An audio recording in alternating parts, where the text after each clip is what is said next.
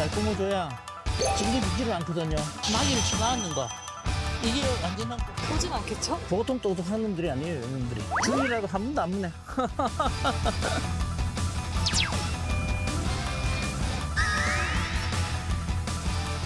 40년 가까이 이렇게 중장비에서 일을 하고 있습니다. 제 인생의 전부죠.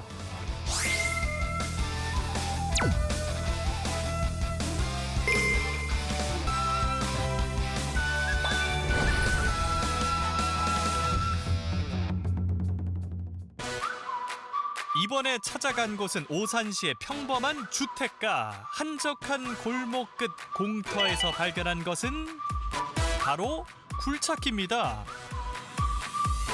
공사장도 아닌데 웬 중장비가 있나 싶었는데 운전석에서 내리는 한 남자.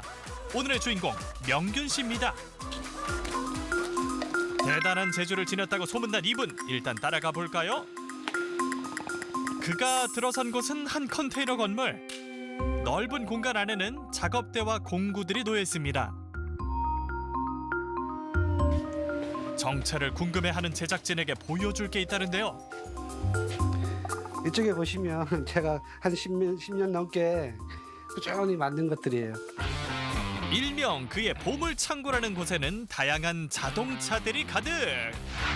스포츠카는 물론 소방차, 그리고 대형 크레인까지 없는 게 없습니다. 이게 바로 명균 씨의 특급 재주. 나무만 있으면 어떤 자동차도 뚝딱 만들어낸다는데요. 딱 봐도 예사 솜씨가 아닙니다.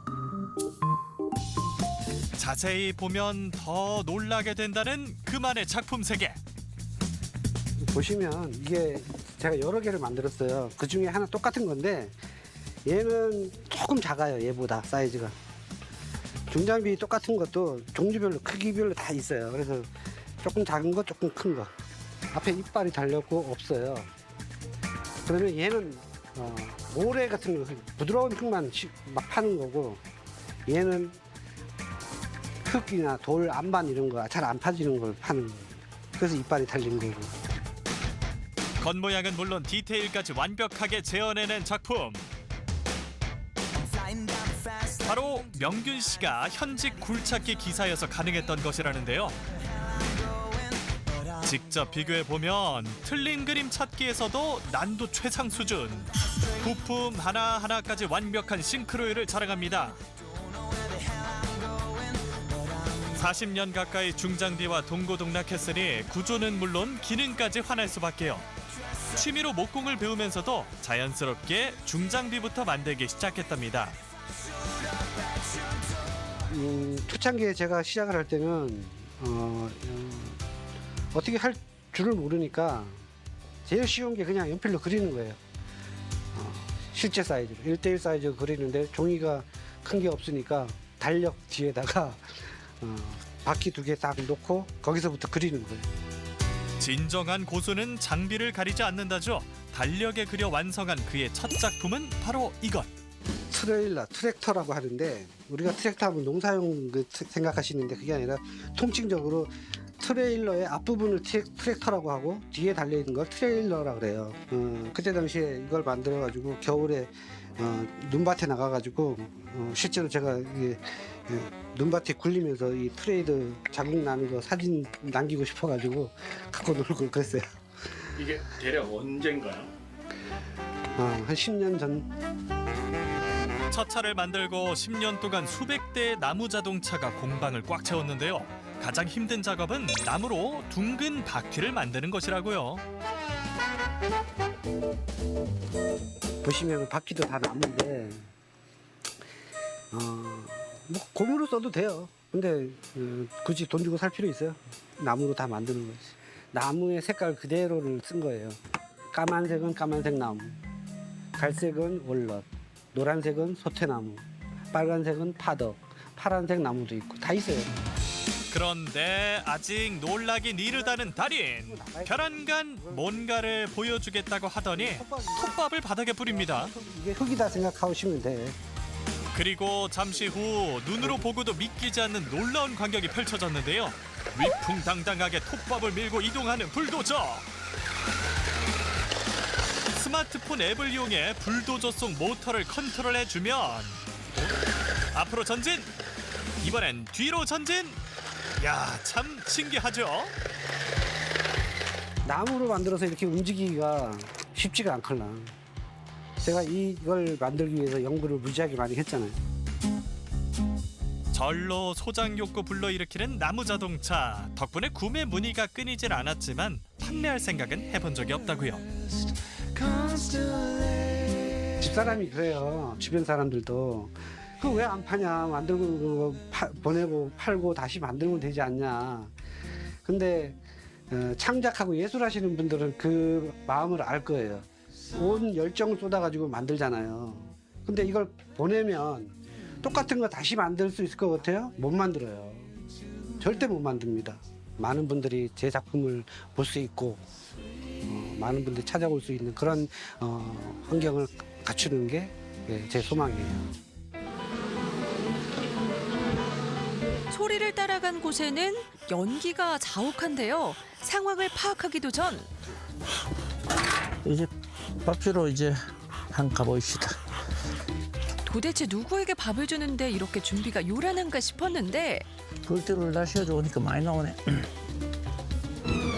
주인공은 바로 이 꿀벌. 만반의 준비를 한 이유가 있었네요. 그럼 배식 한번 해볼까요?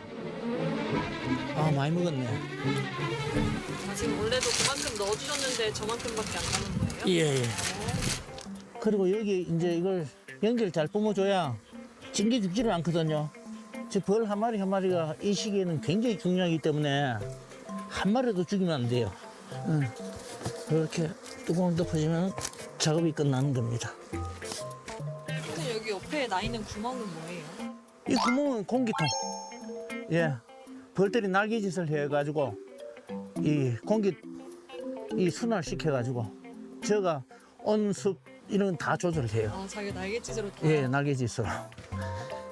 아주 보통 똑똑한 놈들이 아니에요, 이놈들이. 주인이라도 한 번도 안 무네.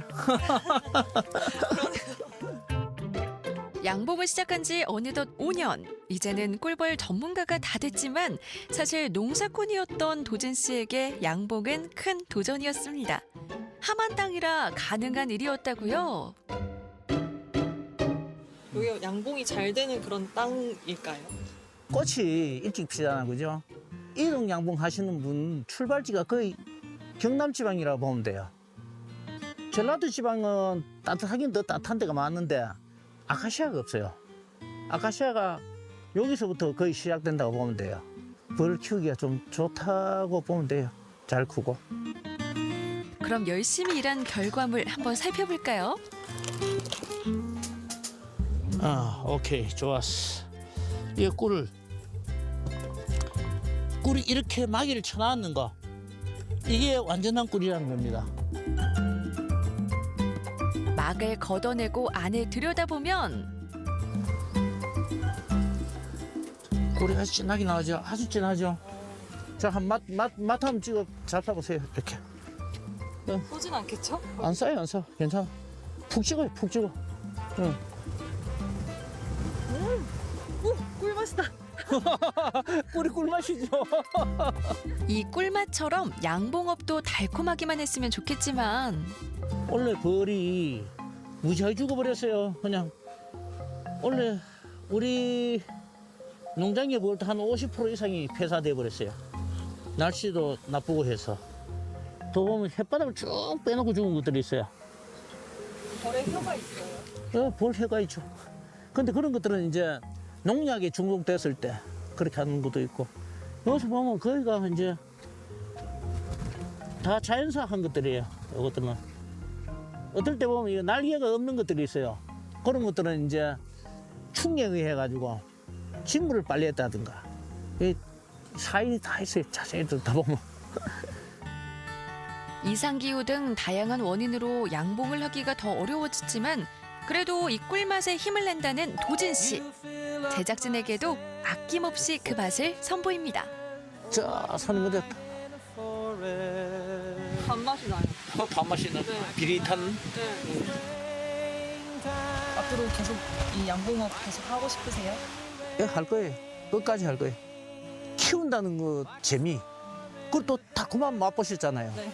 내가 만든 달콤함, 꿀떡이 이전에 벌이 확 왕성해가지고 좋을 때, 이야, 꿀 무지도 오겠구나. 이런 기대감. 그 가장 기분 좋을 때가 그때지. 사실 꿀 뜰 때보다 더 기분 좋을 때가 그때라고. 예, 희망을 가졌을 때. 이번엔 소량 가득한 산줄기 아래 어느 외딴 공방으로 가보는데요. 입구부터 시꺼먼 장색이 심상치 않은 이곳. 잔뜩 쌓여있는 소나무 장작까지 도대체 뭐 하는 곳일까요? 이 옆에 옛날 지명이 먹뱅이에요. 먹뱅이. 예, 먹을 만들어서 옛날 지명이 먹뱅이더라고요.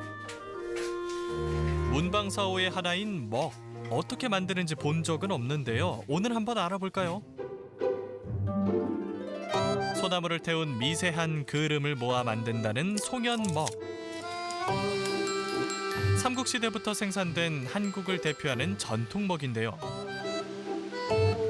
그 시작은 소나무 장작을 떼는 일입니다. 아직 카메라 괜찮은 것 같은데.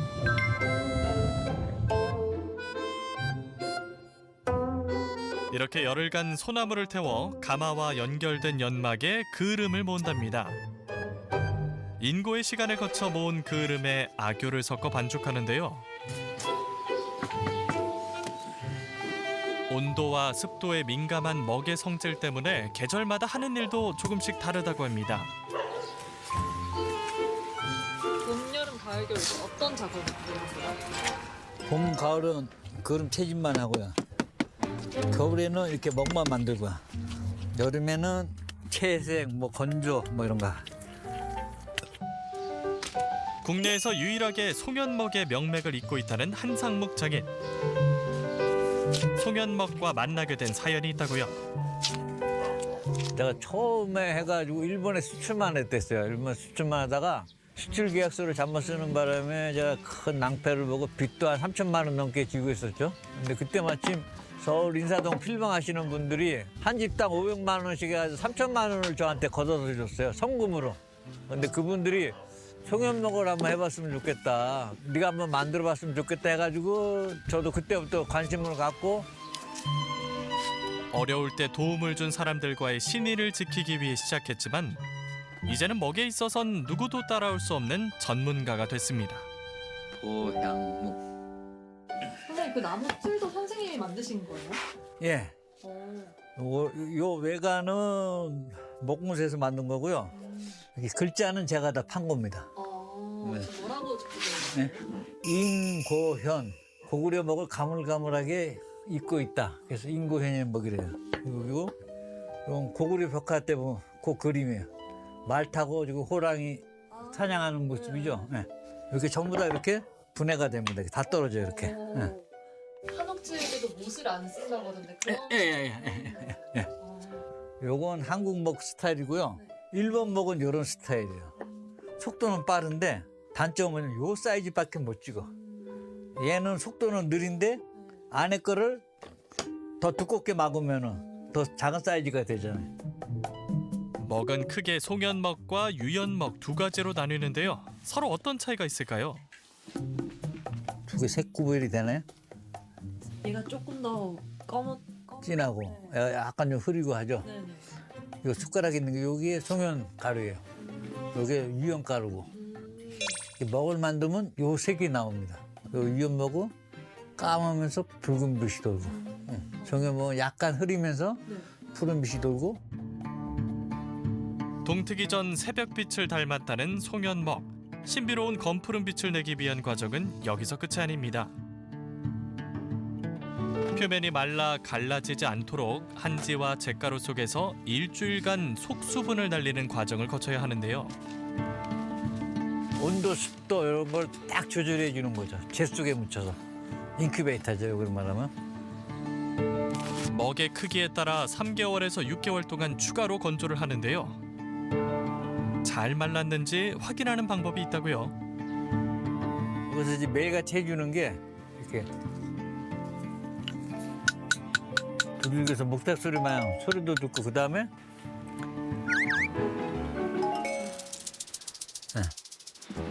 맛이 있어요? 맛보다는 혀가 달라붙는 걸 봐요. 기공이 많으면 혀가 딱 달라붙죠. 요거는 건조가 잘 됐다는 거예요. 새끼줄에 매달아 상온에서 1년 이상 2차 건조까지 끝내야 완성된다는 송연먹. 전통을 잇는 데서 그치는 것이 아니라 전통먹의 대중화에도 힘쓰고 있다는 한상묵 장인. 예, 요 안에 있는 건 전부 먹으로 만든 그 작품들입니다. 저기 보시면 포도같이 생긴 것도 먹이고요.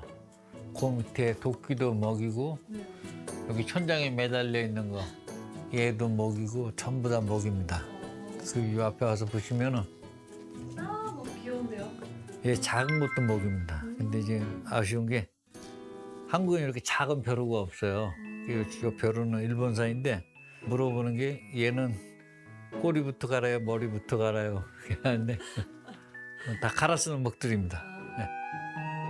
장인의 먹사랑을 증명하듯 벽 가득 걸려있는 상장과 자격증들. 지금 아무래도 먹이 지금 사라져 가고 있고요. 내 다음 세대 가면은 어쩌면 완전히 없어질 수도 있죠. 그래서 그러다 보니까 좀 더 친숙하게 좀 다가갈 수 있게끔 만들기 위해서 향수도 만들고 이렇게 먹 막걸리도 만들고 여기 보면 여기 동물원에 대한 주제로 이렇게 먹을 만들었는데 일평생을 먹에 바쳤지만 아직도 이루고 싶은 소망이 남아 있습니다. 처음에는 기술을 남기려고 굉장히 고민을 많이 했어요. 지금은 기술보다는 작품을 남기자로 바뀌었어요. 각 박물관에서 있는 소장품 중에 복사본이 필요한 게 많아요. 그런 것들을 먹으로 다 복제를 하면은 이질감이 없어요. 죽기 전까지 이 8만 대장경을 제가 만든 먹으로 한번 완성해 보는 게 마지막 소원입니다.